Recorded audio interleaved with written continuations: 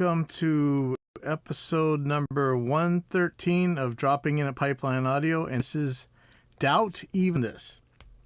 And I'm going to put a warning up right at the beginning here that this may be way the hell more ranty and angry, and I might use naughty words, like in the words of Frank Zappa, words. We're talking about words. Because this is kind of what this channel's about, but it has become almost a parody of itself, how ridiculous things have gotten in the audio alleged education or information world. Reached a point where it's almost Poe's law. Let me pull up a definition of Poe's law so it's a little bit more succinct. Well, who knows? I got Wikipedia. It might be good, might be bad. Let's read it. Poe's law is an adage of internet culture stating that without a clear indicator of the author's intent, it is impossible to create a parody of extreme views so obviously exaggerated that it cannot be mistaken by some readers for a sincere expression of the views being parodied. The original statement by Nathan Poe read, "Without a winking smiley or other blatant display of humor, it is utterly impossible to parody a creationist in such a way that someone won't mistake this for the general article." What was going on at the time was a science-religion debate, and the religious side was making claims so crazy that you couldn't tell whether or not they were joking. I mean, it was that nuts. We couldn't tell if it's become, sometimes people will call something a Poe when obviously somebody's calling in to pretend to be the other side and make them look bad. If you go on the audio forums or if you watch YouTube videos about audio engineering and such, you'll find many a time where the claims are just so insane that you really can't tell. Is this fake? Is this real? I don't know. They're that crazy. So yeah, it's just really hard to tell. Let me just send out a thing real quick. Sorry. Give me 2 seconds here. I'm just going to pop this out to some meatheads. Let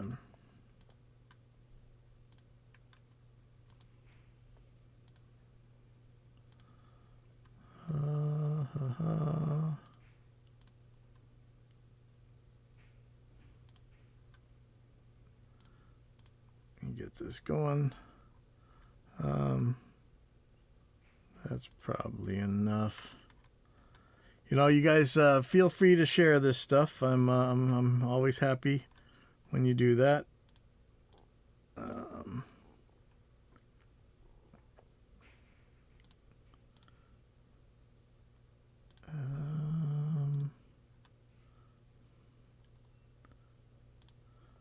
think that's about good. Okay, sorry about all that. It's just some time. It's takes me a bit to get set up. Okay, so on with the show. You know, so many times this is just about claims and whether or not people actually can bring up enough evidence to back up their claims. This is a lot of times it's about testing. It's about actually getting this gear in my hands and running some signals through it and actually testing the gear. I want to read you, this is a good podcast. It's called Cognitive Dissonance. It's not for the faint of heart. If you can't handle words and concepts, it's actually a little bit mellower now. And I actually kind of stopped listening because it got a little bit too political for me. But you might want to go check it out anyway. It's still going to be good. It's a episode about, you know, basically science and skepticism. But I want to read you their intro, the Skeptic's Creed. Credulity is not a virtue.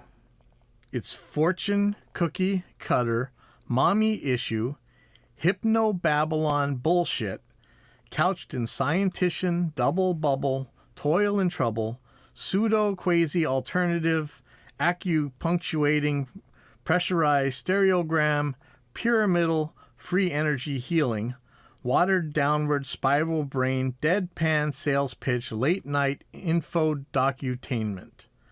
Leo Pisces, cancer cures, detox, reflex, foot massage, death and towers, tarot cards, psychic healing, crystal balls, Bigfoot, Yeti, aliens, churches, mosques, and synagogues, temples, dragons, giant worms, Atlantis, dolphins, truthers, birthers, witches, wizards, vaccine nuts, shaman healers, evangelists, conspiracy, doublespeak, stigmata nonsense, expose your sides, thrust your hands, bloody, evidential, conclusive, doubt even this. This is where we are in our in audio itself, right? We really have to think about what these claims are that people are making. You know, you could say this is harmless entertainment. Well, you know, it isn't when it comes to medicine. It isn't when it comes to science. It isn't when it comes to environmental issues. But in audio, you know, What's the Harm, which is another one, what'stheharm.net, go check it out. In audio, the main thing is that it separates you from money that you could have spent better or just not spent at all. It's usually, well, often it's scam artists trying to steal your money. Often it's people whose brains have been infected by these scam artists who just mindlessly parrot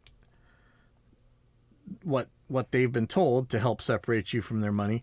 They may even mean well.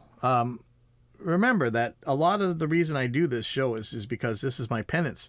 Because I was taught this by my priests, and I believed it. I said many times on this show that I had the test equipment to actually test this stuff, and I saw for myself that the claims being made were not true. But I was convinced, and this is an argument called the God of the gaps, right? Every time you find, well, God's not right here, he's not right here, he's not in this closet, he's not under this bed, they always say, oh, well, it's in this place. So, like, you know, when people ask for transitional fossils and you show them one, now you just made two more gaps, right? Because now you need one before that fossil and one after that fossil. So this is a God of the gaps thing. So every time I would show my priests, here, this mic preamp and this mic preamp sound exactly the same. There's no difference when I measure them. They would always say, well, there's a different thing that you're not measuring for. But I don't know what that is. And so far, nobody's proved that there is something there. Furthermore, we have proved consistently and decisively that when we do run these 2 pieces of gear or 3 pieces of gear or 12 pieces of gear next to each other, for these experts, these alleged experts, they can't tell the difference between them either. So if there is a magical thing there, it's not something that they can hear either. So it's not even, it's charitable to call it a God of the gaps, because you're assuming there's at least a difference, but we're not seeing it. You're free. You know what? You think I'm wrong? You can click on the link in the description right here and pop right on this chat, and I'll be talking to you.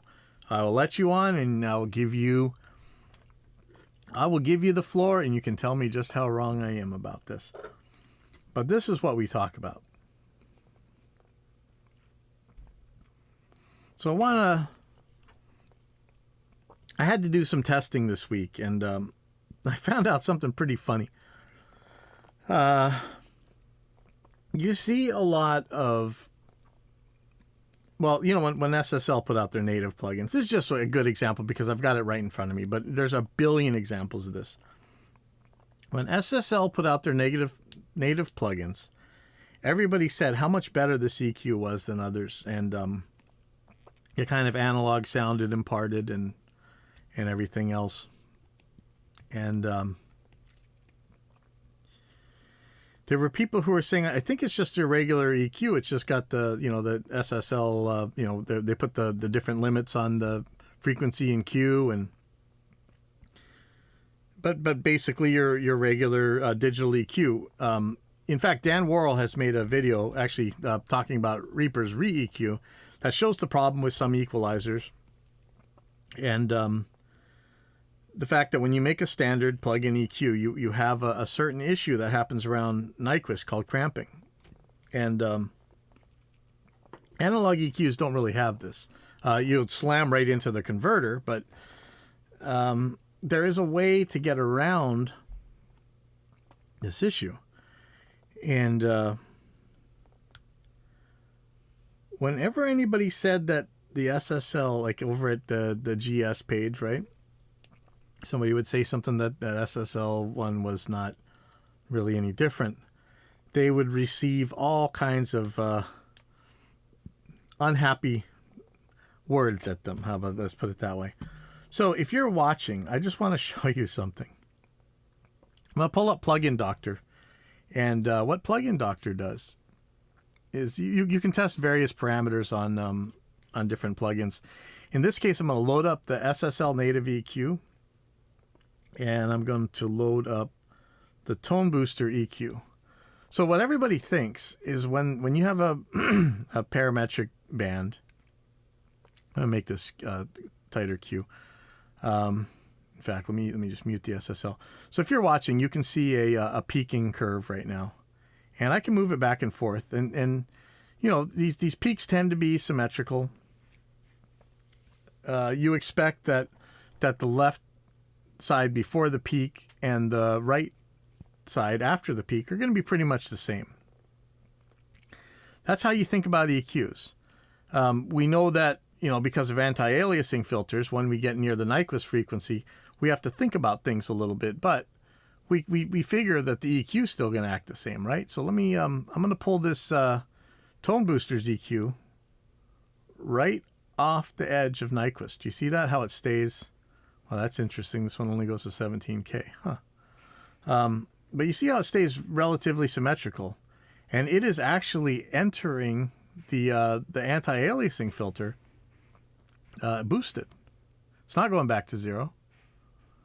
So you see that stays symmetrical. That's how we think about EQs. When I was first working way back in the day, in the early Reaper days, and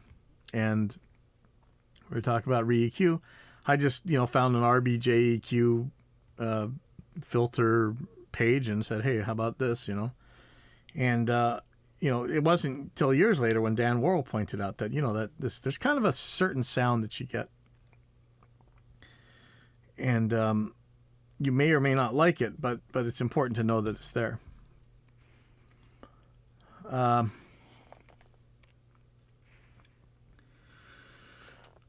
We're building a new EQ right now, and I wanted to make sure that, hey, I want to be able to match this SSL EQ, so let me see what's going on. And I couldn't get.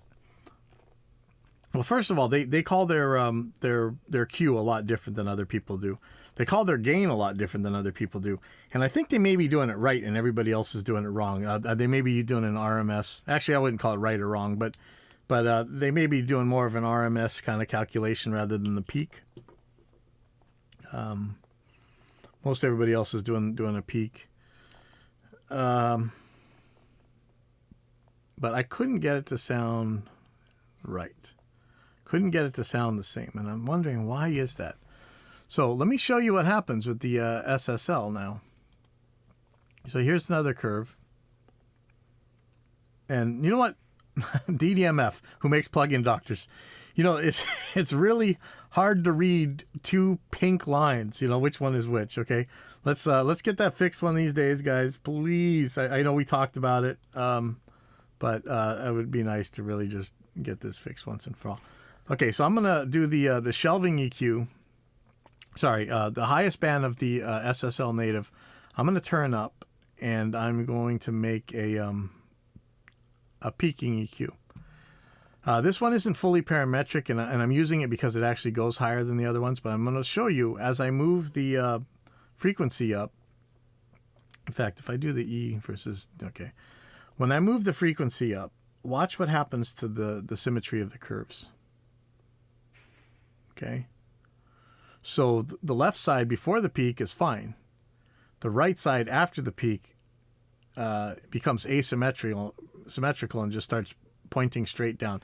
That's what we call cramping. When somebody says, oh, this is a cramped EQ or a decramped EQ, that's what they mean by this. Nothing wrong with this. This is how not necessarily digital EQs. This is normally how you'll find the early days plug-in EQs. You will notice that there is no, if I go to the harmonic analysis here, it's not going to be any different than any, aside from this aliasing. Whoa, okay, let's not talk about that right now. But aside from the aliasing, there's not really any different harmonic anything going on with this EQ than anything else, you know.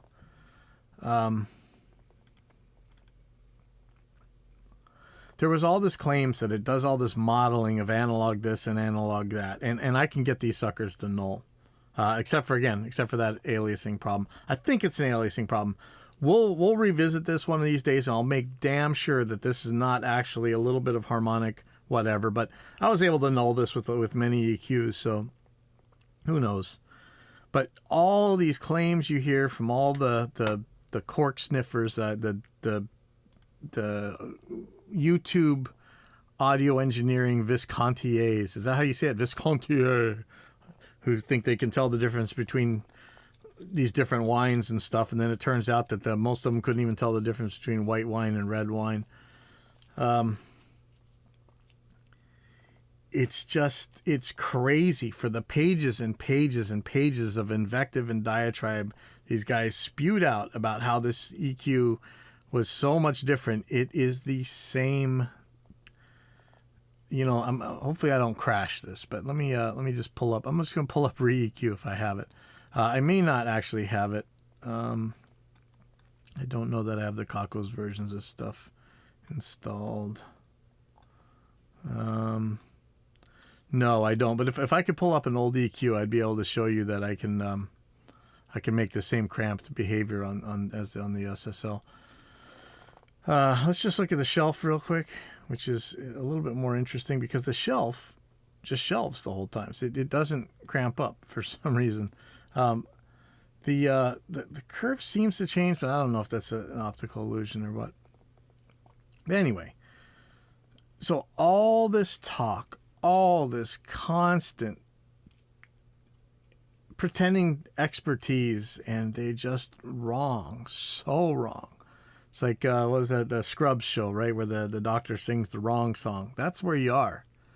Wrong, wrong, wrong, wrong, wrong, wrong, wrong, wrong.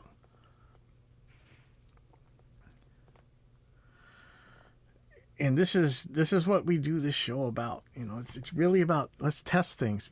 Don't take these guys at face value. They're probably full of crap. You know, I have to test stuff in Cakewalk, okay? If you guys don't know the modern story of Cakewalk, it's absolutely awesome. If you check out the Dawbench podcast, one of the developers is on there on a recent episode, and it's unreal to hear from him. It's just amazing that some guy rescued Cakewalk out of when Gibson, should I say when Gibson killed it? You know, some guy, you know, he rescued it and he made it available for free. I know when they say that when something's free on the internet, that you aren't the customer, you're the product. And I'm okay with that. Cakewalk is running awesome. It's awesome to see it still in development. It's awesome to see a bunch of people doing stuff with it. And I actually signed up for BandLab the other day so that I could, you know, use that platform. That's pretty crazy. I thought they had like 20 million people on that or something. That's awesome. But what isn't awesome is that every time I installed Cakewalk,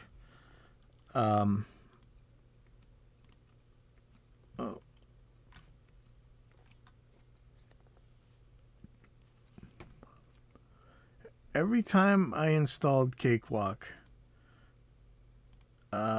it changed where VSTs install after that. So the VSTs normally have a default install path, right? Usually, you know, for most of them, it's like C program files, Steinberg VST plugins, or maybe just C program files, VST plugins. After you install Cakewalk, it changes this to some kind of like Cakewalk VST. Let me see where that path is. Do I even have it on this computer? Actually, I do have Cakewalk on this computer. Yeah. So when you install Cakewalk makes a program directory called Cakewalk VST plugins, which is fine. So you can have Cakewalk knows where to look for its VST plugins, which is great. The problem is that they change the location that all the other plugins are going to install in from then on. And I remember a couple of years ago we had a talk about this, and somebody found the registry entry, and we were able to change it back. And I know I did on this particular computer a couple months ago. But what I wanted to know is, has Cakewalk, I know because a lot of people complain about this, so I figure maybe they fixed this by now. So I just asked in the Cakewalk forum, and let me tell you how things are. So what I asked is there any way to have Cakewalk's installers not mess up your VST install paths in your registry? Somebody says the Cakewalk installer doesn't set your VST paths. It just sets the paths for its own VSTs and sets the first path for where to look for VSTs. You can install your VSTs anywhere you want and just add that path to the Cakewalk VST configurations. That's not true. It changes your registry. I said, has that changed? Previously, earlier this year, it still changed where the plugin installers would see as the default VST install path. And somebody says, every time I install another VST that is not Cakewalk's, I have the options to choose. That's not the question. The question was, can I make it so that it doesn't change where the other things tell it where it's going? I like to have my VSTs in one place, and I would rather that didn't get changed in my registry on Windows. And then so it goes on to say that you can still choose.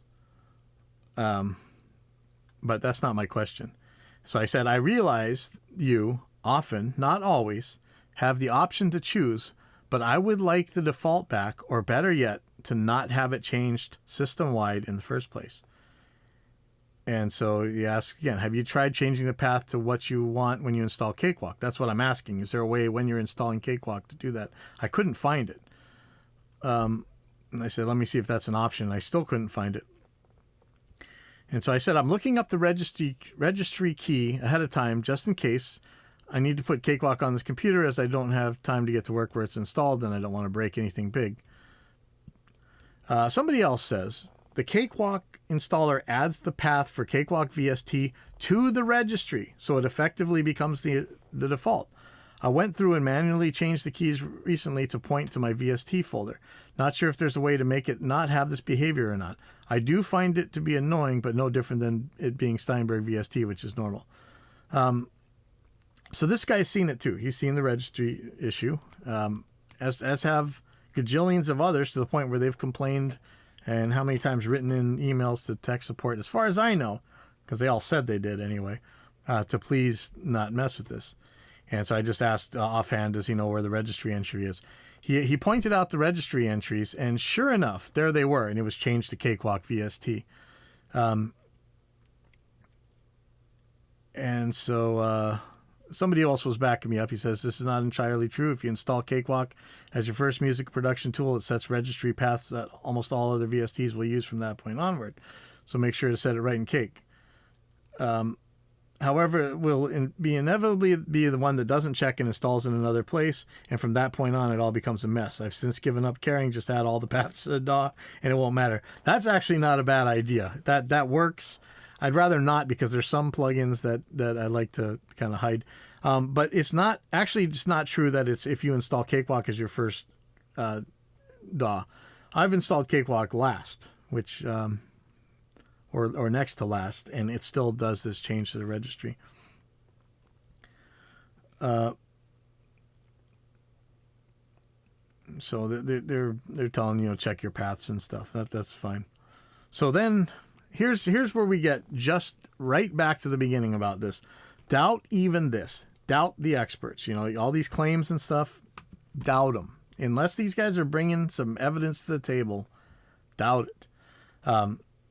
This is a moderator of this forum, of the Cakewalk thing. Like this is so, and they speak very authoritatively. Let's establish a few facts. One, the initial Cakewalk installation, assuming you do a default information, the very first one that runs creates the following two paths. Yeah, I don't have a problem with that. Number two, Cakewalk has absolutely no control over where third-party plugins are installed. Wrong. Cakewalk changes your registry. This is dead wrong. This is a moderator of the group. I don't know if this is an official group of these guys. Let's take a look. Maybe maybe it tells you. For all we know, this isn't official, so it may not matter so much. But this is the big deal, guy. There's a forum with 7,000 people in it, whatever. This is wrong. It changes your registry, and I don't care. You can go check yourself. I'm probably just going to do a video that shows the before and after, and they'll probably just tell me I doctored the video. But I'm not the only one who's found this. This is not need to be like this specific of a thing, but what I'm pointing out is that you listen to the authority that they state this with, as if it is gospel truth. Not that gospels are the truth. Oh man, I'm gonna get in trouble for that. But the authority that they say this in, it makes you. It's not really a gaslighting, but it kind of is. But I kind of don't like that term anyway. But it's just not true. You're wrong. Bring evidence. I did. So 2A, you the user is the only person who can control that. Wrong. It writes to the registry. If you do a default install, then they will be installed wherever the installer thinks they should go, which could be anywhere on your PC the composer of the installer chooses. Wrong. It changes the registry, and this is where they go now.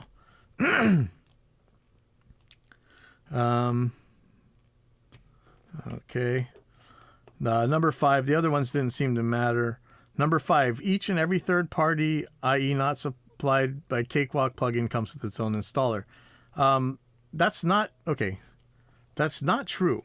Lots of plugins don't have installers, which is becoming a problem if you use a Mac, Apple, whatever. Conclusion, Cakewalk is not responsible for meths up your VST install paths in your registry, as it is in truth ignorant of them until it runs the VST scanner. Wrong. I therefore ask you to provide evidence that is the Cakewalk program installer as you do damningly claim. Just remember, you are the one who instigates the installation. You are the one that chooses a default or custom install. You are the one who sets the directories in event of a custom installation. That's what I was wondering, because I couldn't figure out how to get that custom, because can we do that? You are responsible for add the scan paths to the Cakewalk VST scanner and preferences, not Cakewalk. Wrong. It changes the registry. Cakewalk changes your registry on this install. That's just all there is to it. So I just said number 2 is not true. Cakewalk absolutely changes the default path for future plugins to install to. This isn't up for debate, man. Like, I'll just go make a video, but and then so I said number 5 is partially true, but the default install path is still changed. And somebody says, the moderator says, please explain how Cakewalk can influence a third-party installer. If a third-party plugin comes with its own installers, it sets the install path, not Cakewalk. No, it doesn't. If Cakewalk changes the registry, the new default plugin path is what Cakewalk said this. If you truly believe this, please go to the Discuss Cakewalk forum and ask the same question you asked here. I will have the fire extinguisher to hand. We have, actually. And so I just said, I reiterated, it changes the registry and sets where the installers go by default. I can do a before and after video of Cakewalk on a virtual machine at work, but this is a known issue. And somebody said it didn't do this on my setup. And I said, that's what I was wondering. If they changed it so it's no longer an issue, about to run on a virtual machine at work and find out. We shall see. But this is the authority that people speak from. When it's plain as day, it changes the registry. Should I go to the Discuss Cakewalk forum right now? And I don't know. Do I want to go make a? Do I want to make a thing, or do I have a? I probably do have a sign. I've connect with BandLab, so I may be in here. I'll just continue with Facebook because I have a BandLab login. I agree to terms of use. You know, I wonder if I should do this. Remind me to do this because I'm going to take this guy up on it. That's fine with me. But that's what I'm talking about. This is the authority they talk to.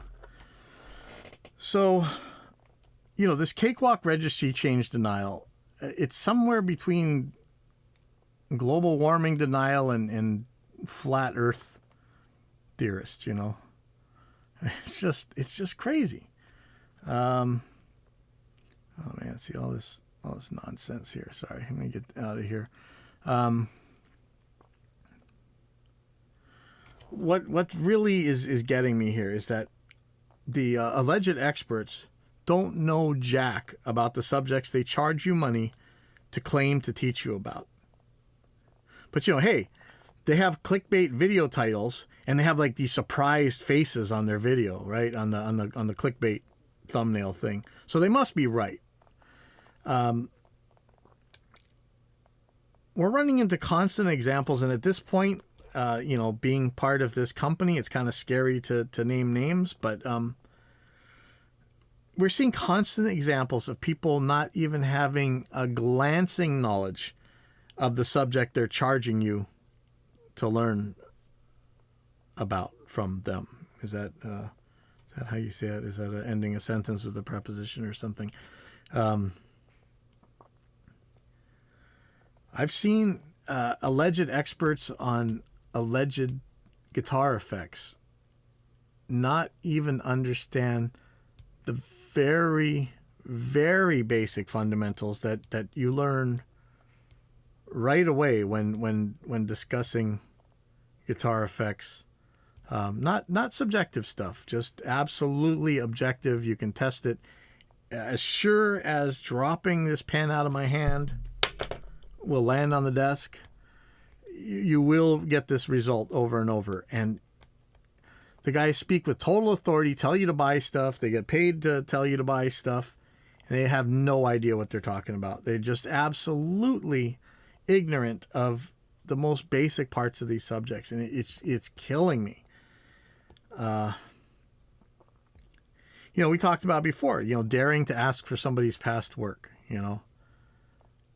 How many pages when somebody, you know, all the crap Fletcher used to talk on every audio forum out there back in the day, the Womb, REP, music players, you know, all the original pro audio forums on the internet, even back to the news groups.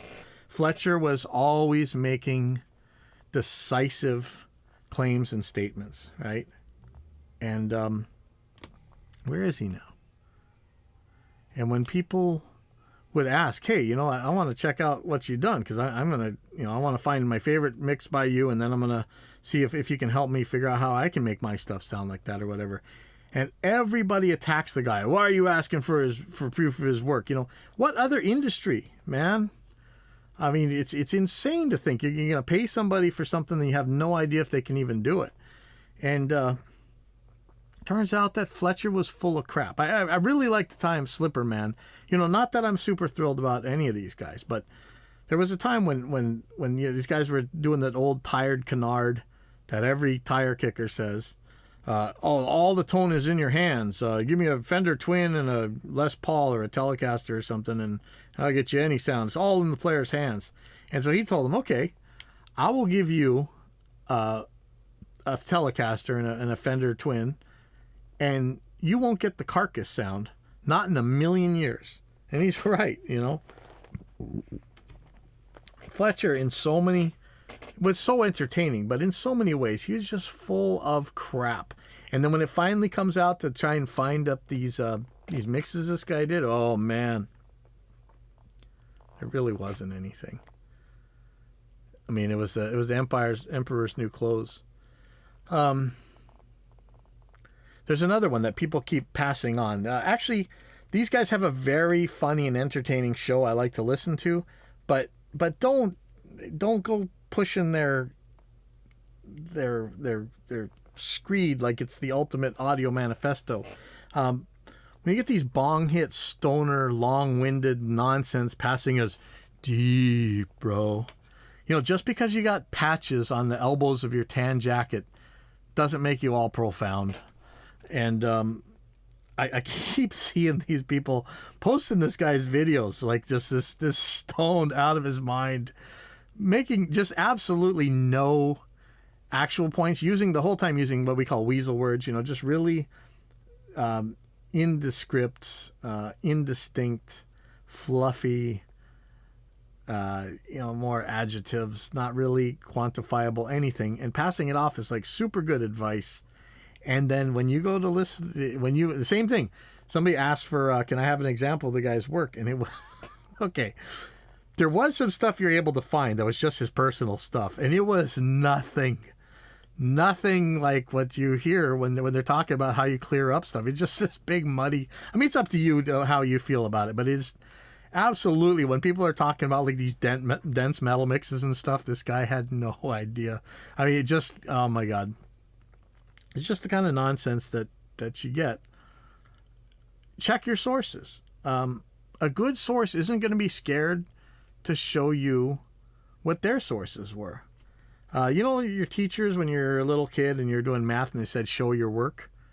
This is why, you know. If you can show your work, you can probably show how you got to a conclusion. And hey, it's okay to be wrong, right? If you show your work and somebody goes, oh, here's where you messed up. Guess what? Next time you won't mess that up. But with these charlatans, what they do is if they get caught messing up, the next time they just don't show their work. That's the difference. You know, that's where we are. It's crazy. It's like this never-ending battle of religious idiocy.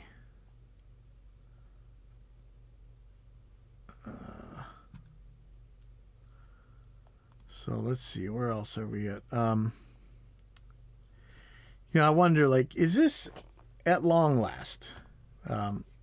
Is this where all the claims of people saying how mic preamp sounds so obviously different comes from? Because they don't know anything about anything. They listen to people pontificate who don't know anything about anything. And they're either too stupid or too scared to test for themselves. Or like me, you tested for themselves. And I still believed my priests anyway. No. You know, like Carl Sagan, I think said, was it him? Extraordinary claims require extraordinary evidence. You know, when I have the proof staring me in the face and I was still too chicken to take on my priests, it's it's weird, because if you are indoctrinated into this religion, it's very hard to get out of it. I understand, but we need to do that. I mean, in my case, I was in a situation so far over my head. I jump in, and my priests were responsible for huge bands, stuff that I dreamed of working on. You know, I mean, the top of the top of the top. And so I you know, it's that old thing, you know, just because Paul Newman makes a whole bunch of money doing movies doesn't mean that his tomato sauce is going to be good or whatever. I don't know. You know, it's not really where you say stay in your lane, but just because somebody makes hit records doesn't mean they know anything about how electronics or physics works, or acoustics for that matter.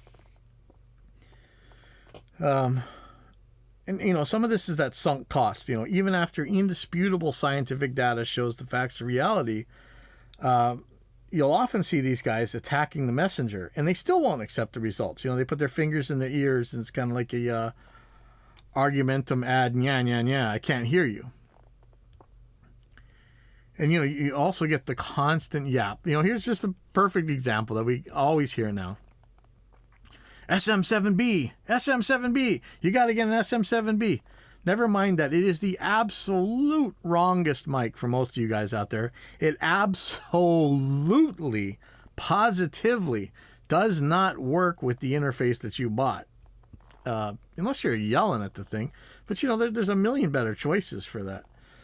But, you know, I think that's where you get it. You know, it's just like like we were saying, ask a technical question, get a technical answer, not let me Google it for you. And you hear these guys, but I hear it.